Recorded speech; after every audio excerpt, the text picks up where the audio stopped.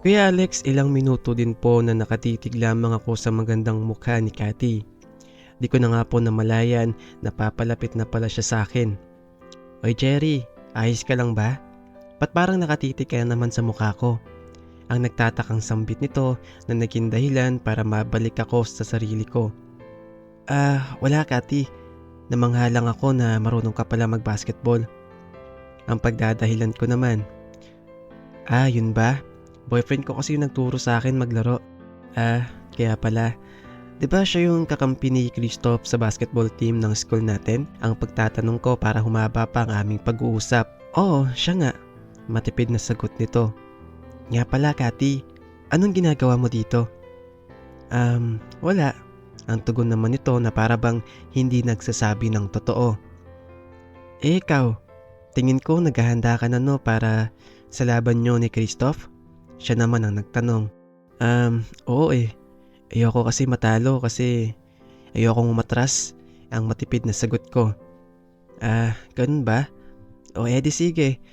Tuturuan na lang kita. Banggit nito sabay kuha ng bola. Kuya Alex, nabigla ako sobra nang sabihin niyang tuturuan niya ako.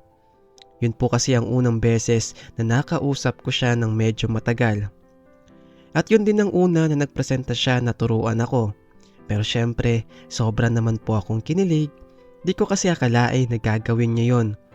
Halos nais ko nang magtatalon sa sobrang kilig pero di ko dapat ito ipahalata.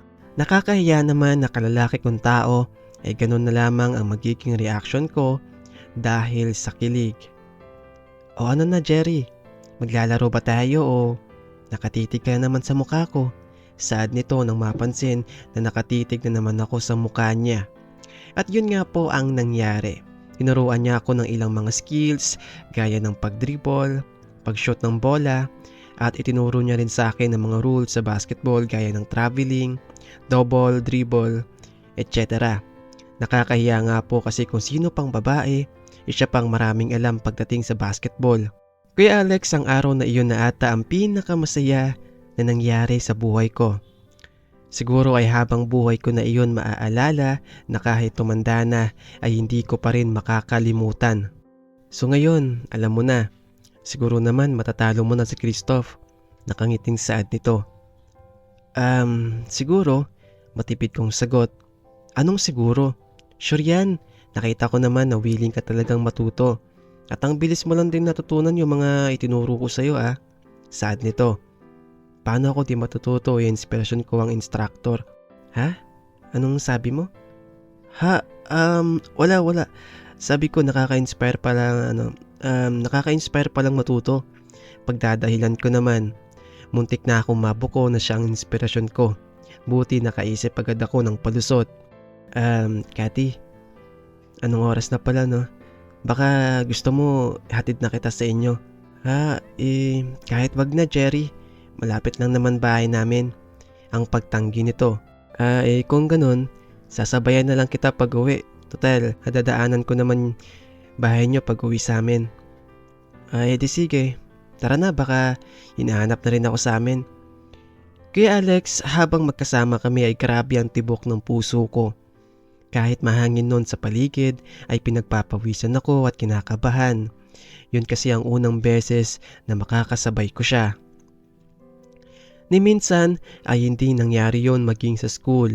Paano ba naman kasi ay pagka-uwian ay nakaabang na agad ang BF nito. Hindi ko po makakalimutan yung araw na yon. Maging pagtulog ko ay yun pa rin ang nasa isip ko.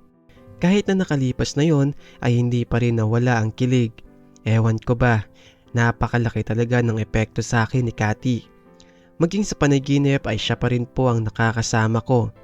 Maging sa pagising ay siya agad ang bunga ng isip ko. Ganado po ako noon, may energy kaya ako na ang naglinis, nagsaing, naghugas sa bahay.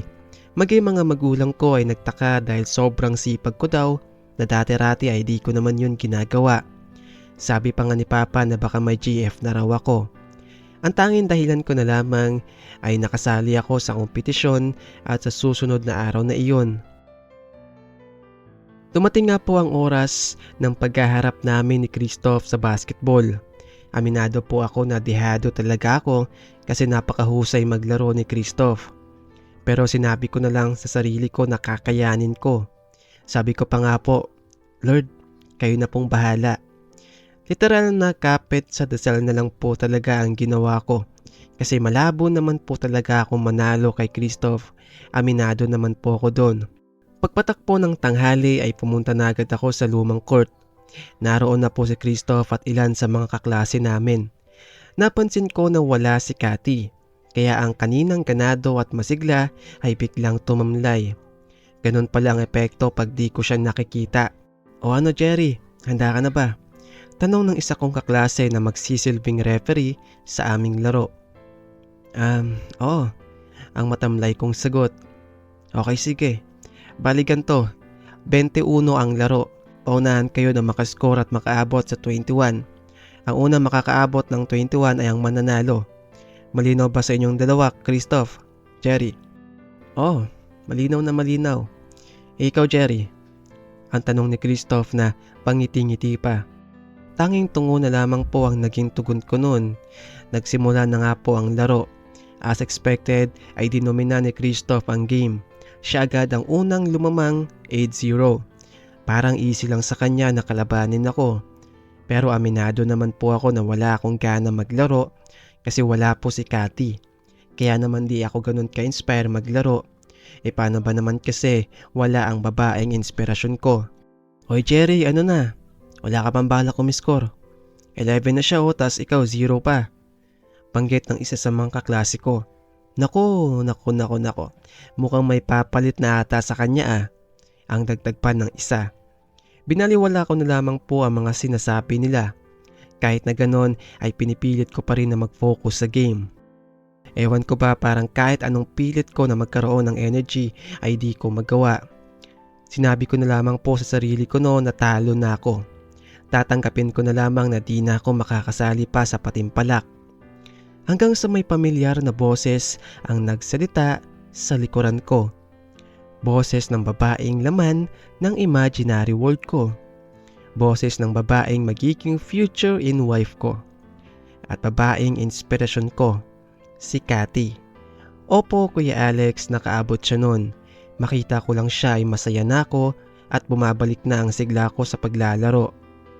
Pero mas lalo akong sumigla nang mag-cheer ito sa akin. Kaya mo yan Jerry, tiwala lang. Sa sinabi niyang ito ay para bang himala na ginanahan ako. Para bang may magic sa mga salita nito dahil bigla akong naging ganado na maglaro at manalo. Dahil doon ay sineryoso ko na. Sabi ko, di ko ipapahiya ang future in wife ko. Kaya naman sa sumunod na basket ay nakascore na ako. Alam kong mahusay mag-dribble sa kanan si Christoph at mahina naman ito sa kaliwa. Kaya naman ang ginawa ko ay binantayan ko siya ng mahigpit sa kanan.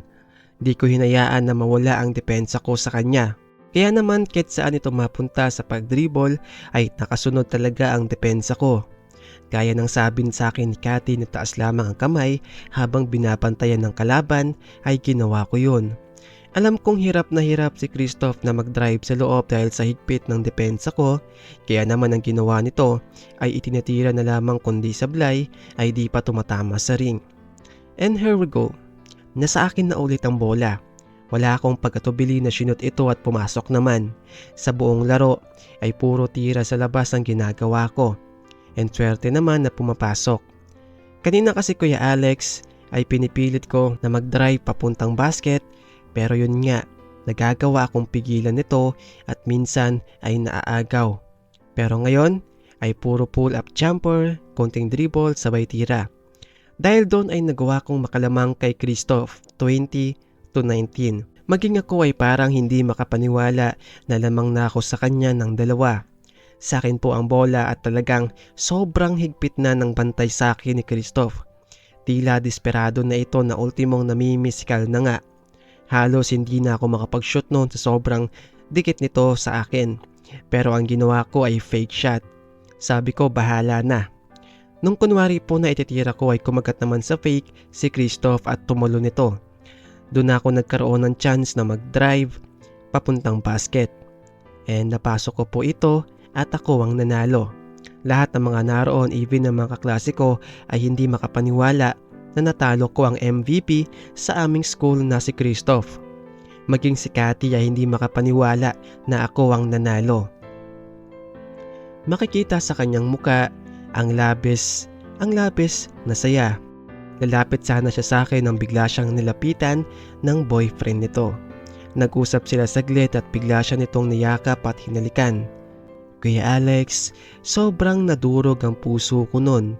Sa harapan ko mismo nasaksihan ko na ang babaeng pinakamamahal ko ay hinalikan ng kanyang kasintahan. Alam ko naman na walang kami, pero bakit yan to? Bakit ako nasasaktan? Alam kong segundo man ay papatak na ang mga luha ko, kaya naman nagmadali na akong umalis. Ayokong makita ng iba, lalong-lalo na si Cathy ang pagtulo ng mga luha ko. Kuya Alex, masaya na sana dahil nanalo ako. Pero yun nga, napalitan ng sakit dahil sa nasaksihan ko. Alam ko naman na wala akong karapatan dahil wala naman kami, at isa pa, boyfriend niya yun. Pero ewan, sadyang kanto lang po talaga ang nagmamahal.